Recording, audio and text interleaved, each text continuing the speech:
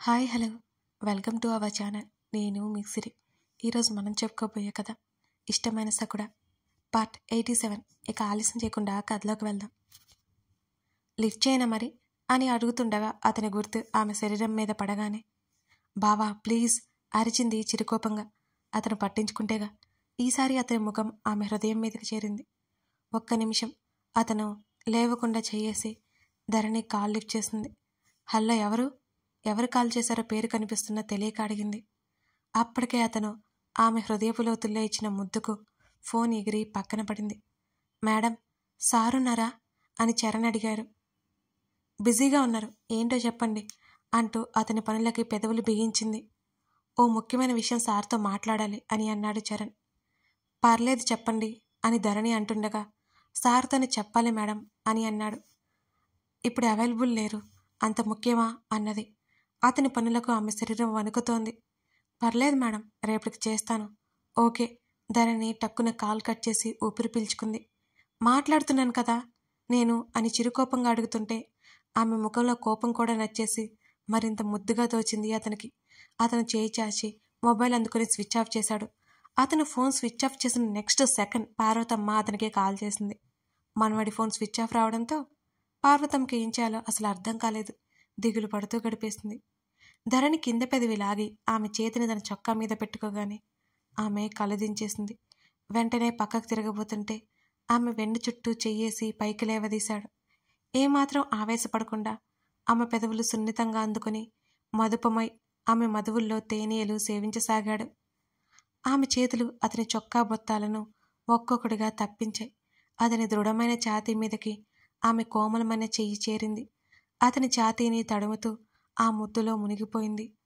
ఆమెను పూర్తిగా ఒడిలోకి లాక్కున్నాడు అతను. అతని పెదవులు వదిలిన మరుక్షణం అతని తలని హృదయంలో దాచేసుకుంది. అతని బలమైన భుజాలు తడుముతూ అతనిలో కొత్త కోరికలు రేకెత్తించింది. అతని కౌగిలిలో ఆమె శరీరం చిక్కుకుపోయింది. ఇరు దేహాల మీదున్న వలవలు భారమై పక్కకు తప్పుకున్నాయి. Light, no way, please. ఆమె మాట వినలేదతను. ఆమె మరో ఆలోచన చేయకుండా ఆమెను పెనవేశాడు. పందిరికి అల్లుకున్న లతలా ఉన్నారిప్పుడు ఇరువురు. గాలి కూడా ఊపిరి ఆడక ఇద్దరి మధ్య నుంచి తప్పుకుంది. తమకపు జ్వాలలు ఎగిసి పడుతుంటే సున్నితంగా ఆక్రమించుకున్నాడు ఆమెని. ధరణి, లుకెట్ మీ. ఆమె చెంపల మీద తడుతూ ఆమె కళ్ళలోకి చూశాడు అతను. నెమ్మదిగా కళ్ళు తెరిచి అతని పదునైన చూపులకి మొహం తిప్పుతుంటే ఆమె బుగ్గలు పట్టి ఐ లైక్ దిస్ అంటూ ఆమె చెక్కిళ్ళ మీద పెదవులతో పట్టి లాగాడు. నొప్పి చిన్నగా అరిచింది. ఆమె బుగ్గలు ఎర్రగా కందిపోయాయి. అలకగా చూస్తున్న ఆమెను చూస్తుంటే విచ్చుకున్నాయి అతని పెదవులు. ఆమె కళ్ళల్లోకి చూపులు సంధిస్తూ మరోసారి ఆమె అదరాలు అందుకున్నాడు. అతని ప్రేమలో మరోసారి తడిచి ముద్దైపోయింది ధరణి. అతనిస్తున్న తీయని వేదన ఇష్టంగా భరిస్తోంది. ఆమె చేతులు అతని చుట్టూ మరింత బిగుతుగా మారిపోయాయి. ప్రణయం అతి మధురంగా మొదలైంది. ఆ క్యాండిల్స్ వెలుగులో, ఆ సువాసనల మధ్య ఆమె సౌందర్యాన్ని ఆస్వాదిస్తూ ఆమె అందాల నిధులు కొల్లగొడుతూ ఆమెలో కరిగిపోయాడు అతను. ఇరువు శరీరాల మధ్య చిరుచెమటలు అల్లుకున్నాయి. సమయం గడిచిపోతున్నా అతనిలో ప్రేమ పాలు తగ్గలేదు. మధ్యరాత్రి దాటిపోయినా పదే పదే ప్రణయం జరిగిపోతోంది. ఎన్నో రోజుల విరహం మెల్లిగా కరగసాగింది. అలసిపోతున్న ఆమె కళ్ళు అతన్ని మైమరుపుగా చూస్తుంటే ఆమె పెద్ద పెద్ద కళ్ళు అరమోడ్పులైపోతుంటే అతని చర్యలు మరి కాస్త ముమ్మరమవుతున్నాయి. ఆమె నుదుటిన అతని పెదవులు లెక్కలేనిసార్లు చేరాయి. ఇంత జరిగినా ఇంకా తన ఆనందం కోసం చూస్తున్న ఆమె అతని హృదయానికి పట్టపురాని అంతే. బావా అంటూ ఆమె నోటి నుంచి అతని పేరు మంత్రంలా ప్రతిసారి పలుకుతుంటే అతని పెదవుల మీద అదే చిరునవ్వు మెరుస్తోంది. ప్రేమ యుద్ధం ముగిసింది. అతని వెచ్చటి కౌగిలిలో తలదాచుకుంది ధరణి. ధరణి అతను పిలిచాడు. అంది చిన్నగా. నిద్రొస్తుందా అని అడిగాడు. అంది. చివరి ప్రయత్నం మానుకోవాలి అనుకోలేదు పార్వతమ్మ. తన మనవడికి ఏ గండాలు ఉండకూడదు. ప్రాణాలతో ఉంటే ఇద్దరు ఎలాగైనా బ్రతకొచ్చు. ఆమె ఆలోచనల మధ్యనే గగన్ మొబైల్కి కాల్ చేసింది. ఏదో ఒకటి చెప్పి వాళ్ళిద్దరిని దగ్గర అవ్వకుండా చేయాలి. తన మనవడు తన మాట వినదురు, కానీ ఏదో ఒకటి చెయ్యాలి. గగన్ మొబైల్ స్విచ్ ఆఫ్ వచ్చింది. పార్వతమ్మ ఇక ఏ ఆశ కనిపించలేదు ఆమెకి. ఆ రాత్రి ఆవిడకి నిద్ర పట్టలేదు. ప్రేమ యుద్ధం ముగిసింది. అతని వెచ్చటి కవిగిలిలో ధరణి తలదాచుకుంది. ధరణి, నిద్రొస్తుందా? ఊహు అంటూ అతని మీదకి చేరిపోయి కళ్ళు మూసుకుంది. నునుపుగా ఉన్న ఆమె వెన్ను నిమురుతూ మరొక చేత్త ఆమె జుట్టు పదే పదే సవరిస్తున్నాడు అతను. ఎందుకు రావట్లేదు నిద్ర? నిన్న ఈవినింగ్ వరకు పడుకున్నా, అత్త లేపలేదన్నది. అయినా సరే ఆమెకి అలసటగానే ఉంది. ఆమెని తన పక్కన చేర్చుకొని ఆమె మొహం మీద చిన్నగా ముద్దలు పెట్టేశాడు. దుప్పటి లాక్కొని అతనిలో ముడుచుకుపోయింది ధరణి. ఆమె హృదయం మీద కనబడుతున్న అతని గుర్తు చూసి అతని పెదవులు విచ్చుకున్నాయి. ఆమె అద్భుతమైన సౌందర్యానికి అది దిష్టి చుక్క. ఆమె గుండెల మీద పెదవులు నిలపగానే ఆమె మళ్ళీ భారంగా కళ్ళు మూసుకుంది. ఇది పోదేమో అస్సలు అన్నాడు పెదవులతో ఆ గాయాన్ని తడుముతూ. ఇంకా ఆమె ఊపిరి భారమైంది. నువ్వేగా కారణం, అలకగా చెప్పింది. బావుంది. ఆమెకి సిగ్గు ముంచుకొచ్చింది. అతన్ని తోసేసి అటువైపుకు తిరిగి దుప్పటి ముసుగేసుకుంది. అతని పెదవులు ఇంకాస్త విచ్చుకున్నాయి. ఆమె నడుము చుట్టేసి ఆమె వీపు మీద చెంపానించి కళ్ళు మూసుకున్నాడు అతను. మరి కాసేపట్లో నిద్రలోకి జారుకుంటే ఆమెకి నిద్ర పట్టలేదు. చాలాసేపటి వరకు నెమ్మదిగా అతని వైపుకు తిరిగి అతని తలని తన హృదయంలోకి ఇష్టంగా లాక్కుంది. కొంచెం కదిలి ఆమెను చుట్టుకున్నాడు. చిరునవ్వుతో అతన్నే చూసుకుంటూ కళ్ళు మూసుకుంది. తమ లైఫ్ ప్రశాంతంగా ఉండాలి, అదే ధరణి అతి పెద్ద కోరిక. వాట్? ఉదయ్ ఆశ్చర్యంగా అరిచాడు. అవునల్లుడు, శకుని డిసప్పాయింట్ అయిపోతూ చెప్పాడు ఉదయ్తో. వాళ్ళిద్దరికీ పెళ్లి జరగాలని. అసలు ఏంటి మావయ్య, పెళ్లి ఎలా జరిగింది? ఉదయ్ భరించలేనట్టు చూశాడు. అవునల్లుడు, పెళ్లి ఎప్పుడు జరిగిపోయింది. మన వారిని వాళ్ళిద్దరిని విడగొట్టమని చెప్తే మనకే షాక్ ఇచ్చేలా న్యూస్ చెప్పాడు. పెళ్ళైపోయిందని ఆ ముసల్ది చెప్పిందంట అసహనంగా అన్నాడు శకుని. ఉదయ్కి చాలా బాధగా అనిపించింది. అతనికి ధరణి అంటే ఇష్టం, పంతమైనా సరే ధరణి తనకే కావాలనుకున్నాడు. ఇప్పుడు పెళ్ళైపోతే గగన్ ఎట్టి పరిస్థితుల్లో ధరణిని వదలడు. అంతేకాదు, అంత అందం మిస్ అయిపోయింది. ప్రతి ప్రీషియస్ వస్తువు గగన్కే దక్కుతుంది. ఉదయ్ రగిలిపోతున్నాడు. అల్లుడు, అయిపోయింది మావయ్య, అంతా అయిపోయింది. ఆ పల్లెని నువ్వు మర్చిపోవడం మంచిదల్లుడు అని అన్నాడు. లేదు మావయ్య, లేదు. నాకు బాధ అనిపించిన వాడిని సంతోషంగా ఎలా ఉండనిస్తాను? నాకు ధరణి దక్కకపోయినా పర్వాలేదు, వాళ్ళని విడగొట్టు మావయ్య. గగన్ని చంపేస్తేగా నాకు మనశ్శాంతి ఉండదు అని సిగ్గు లేకుండా ఉదయ్ ఏడ్చేశాడు. అల్లుడు కన్నీళ్లు చూసి ఊరుకోలేదు శకుని. వాళ్ళు విడిపోవడానికి మరికొన్ని పావులు కదపడానికి సిద్ధమయ్యాడు శివకుమార్ అలియాస్ శకుని. తీరిగ్గా 9 గంటలకు నిద్ర లేచాడు గగన్. ఒళ్ళు విరుచుకుంటూ లేచి ధరణి వైపు చూశాడు. దుప్పటి ముసుగేసుకొని నిద్రపోతుంది. డిస్టర్బ్ చేయాలనిపించలేదు. బాల్కనీలోకి వచ్చాడు. మబ్బుల చాటు నుంచి సూర్యుడు రావాలా వద్దా అన్నట్టు తొంగి చూస్తున్నాడు. తెల్లవారుజామున వర్షం పడినట్టు గార్డెన్ తడిగా ఉంది. గేటు బయట వాచ్మెన్ కూర్చొని ఉన్నాడు. కాసేపు అక్కడే తిరిగి ఒళ్ళు విరుచుకుని లోపలికొచ్చాడు అతను. ధరణి, వేకప్. అతని గొంతు వినిపించినంత గాఢ నిద్రలో ఉంది ధరణి.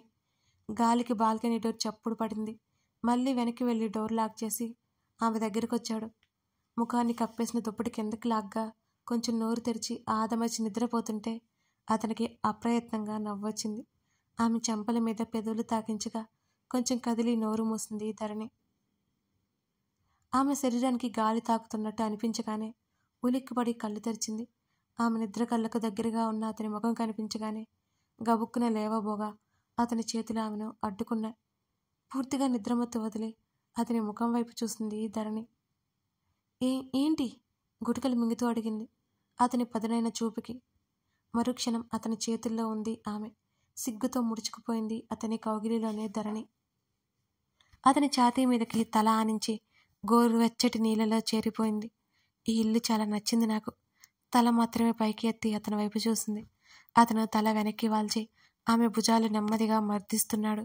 ఇక్కడే ఉండిపోదామా ఏంటి? తల తిప్పి ఆమె వైపు చూస్తూ అడిగాడు. ఊహు అంది. ఏం అన్నాడు. నేను లేకపోతే అత్తకి బోర్ కొడుతుంది కదా, నువ్వు మామయ్య ఆఫీస్కి వెళ్ళిపోతారు, మేమే కదా ఉండాలి అన్నది దెప్పి పొడుస్తున్నట్టుగా ధరణి. ఆమె భుజం మీద నుంచి 2 వైపులా ఉన్న జుట్టు ఒక వైపుకు వేశాడు. నువ్వు ఇంట్లో ఉంటావని ఎవరన్నారు అన్నాడు ఆమె మెడ మీద ముద్దు పెట్టుకుంటూ. నాకు ఇంకా జాయినింగ్ ఆర్డర్ రాలేదు, ఆ జాబ్ కన్ఫర్మ్ కాలేదు అని అన్నది ధరణి. కళ్ళు చిట్లించి ఆమె తల మీద ఒక్కటేశాడు అతను. అబ్బా! ధరణి తల రుద్దుకుంది. ఎవడు పంపుతున్నాడు నిన్ను అని అనగా వెంటనే అతని వైపు తిరిగి ఇప్పుడే అన్నావు అని అడిగింది. ఆమె చెంపని ప్రేమగా తడుముతూ నాతో వస్తున్నావు అని తాపీగా చెప్పాడు అతను. ఊహు అడ్డంగా తలూపుతుంటే ఆమెను మళ్ళీ మీదకు వాల్చి నీ పర్మిషన్ ఎవడికి కావాలి, ఇన్ఫర్మేషన్ ఇస్తున్నా మరింత నిమ్మలంగా చెప్పి అలాగే వెనక్కి తలవాల్చి కళ్ళు మూసుకున్నాడు అతను. నేను రాను, అత్తతో చెప్తా నీ మీద, ధరణి బెదిరించింది. నీ ఇష్టం వచ్చిన చోట చెప్పుకో. అతను ఆమెను చూడలేదు. ఇంకా శాడిస్ట్ పైకి అనలేదు, కానీ ఆమె వెళ్ళిపోతుంటే ఆమె నడుమును చుట్టేసింది అతని చెయ్యి. ఉక్కులా తప్పక అతని కౌగిలిలో ఉండిపోయింది గొనుక్కుంటూనే. నాన్నమ్మ గదిలోకి వెళ్ళిన వర్ష వెలిక్కిపడింది. వెంటనే కేకలు వేసింది వర్ష. ఏమైందని ప్రకాష్, మాలవిక, రుక్కు అందరూ పరిగెత్తారు. వీళ్ళంతా వెళ్ళేసరికి పార్వతమ్మ గుంట పట్టుకుని విలవిల్లాడిపోతుంది. నానమ్మ!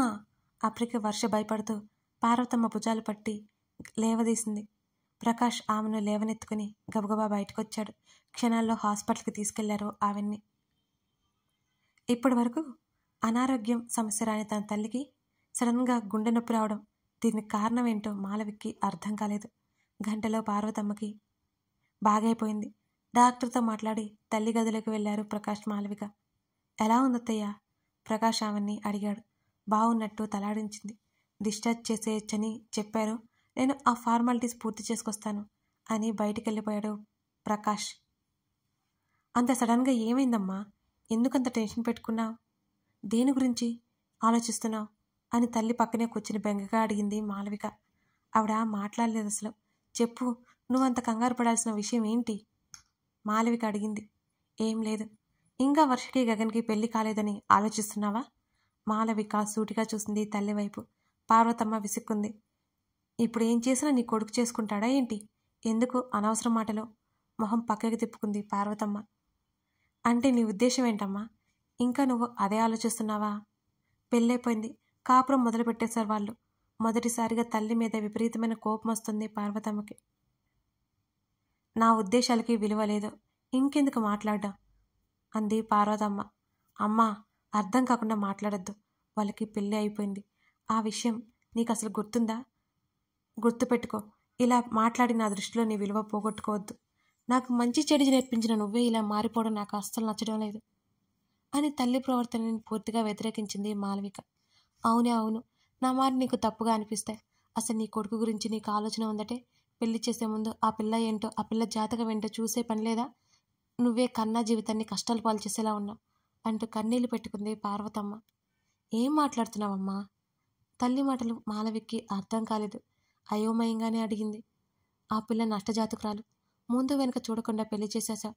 మన గగన్కి ప్రాణగండం ఉంది. ఆ పిల్ల వల్ల తల బాదుకుని మళ్ళా కన్నీళ్లు పెట్టుకుంది పార్వతమ్మ. కళ్ళు చిన్న చేసి చూస్తుంది మాలవిక తల్లి వైపు.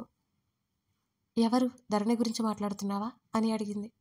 మరి నీ కొడుకుని పెళ్లి చేసుకుంది ఆ పిల్లే కదూ. దాని జాతకం దరిద్రపు జాతకం. అమ్మా! మాలవిక ఒక అరుపు అరిచింది. మతుండే మాట్లాడుతున్నావా నువ్వు? హా? మాలవిక కోపంగా అన్నది. నాంబిదరుస్తావేంటే? నువ్వే ముందు వెనక చూడకుండా కొడుక్కి పెళ్లి చేశావు. అదేదో ప్రమాదం వచ్చి కూడా పెళ్ళి ఆగిపోయింది. అంతటితో ఆగితే బాగుండేది. నీ కొడుకు ఊరుకుంటాడా? అత్త అన్న అత్త కూతురన్న మహాప్రేమ కదా. ముహూర్తం లేదు, ఒక పాడు లేదు, తాళి కట్టడమే అని మరింత చిరాగ్గా దెప్పి పొడిచింది పార్వతమ్మ. నీతో ఎవరని చెప్పారో నాకు తెలియదు, కానీ నీ ఆలోచన సరిగ్గా లేదు. రేపు నువ్వు ఇక్కడి నుంచి బయలుదేరు, నిక్కచ్చిగా చెప్పేసింది మాలవిక. ఒక్కసారిగా కూతురు మాటలకి విస్తుపోయింది. వాళ్ళ గురించి ఆలోచించమంటే నన్ను వెళ్ళిపోమంటావేంటే? అయినా నేనేం గతి లేక నీ ఇంట్లో ఉండట్లేదు. అసలు నీకు తల్లి మీద ప్రేమ ఉందా? నిన్నగాక మొన్న వచ్చిన అది ఎక్కువైపోయింది నీకు. నీ ఇంట్లో నిమిషం కూడా ఉండను. కూతురు అలా మాట్లాడడంతో ఆవిడికి ఏడుపొచ్చినంత పని అయింది. అవమాన భారంగా తోచింది.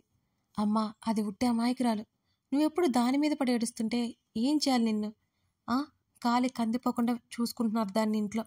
అలాంటిది కన్నీళ్ళు పెట్టుకుంది ఎవరి వల్ల? నీ వల్ల, నీ మనవడి వల్ల. పెళ్ళయ్యాక దానికి వచ్చే కష్టాలు గగన్కి కాదు. ఎవరు అర్థం చేసుకుంటారు దానిలాగా? పీటల మీద వదిలేసి మొహం చూడకుండా వెళ్ళిపోతే ఒక్క మాట అయినా అడిగిందా? అది నోరు లేక ఊరుకోలేదు. అర్థం చేసుకుంది కాబట్టి మౌనంగా ఉంది. నువ్వన్నట్టు నాకు అది ఎక్కువే.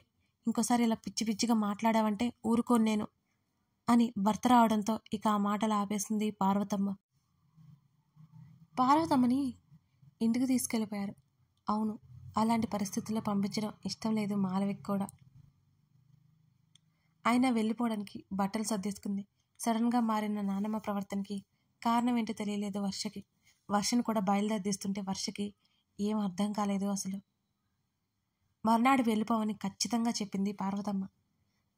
ఈసారి తల్లిని మాలవిక బ్రతిమాలలేదు, ఉండమని అడగలేదు.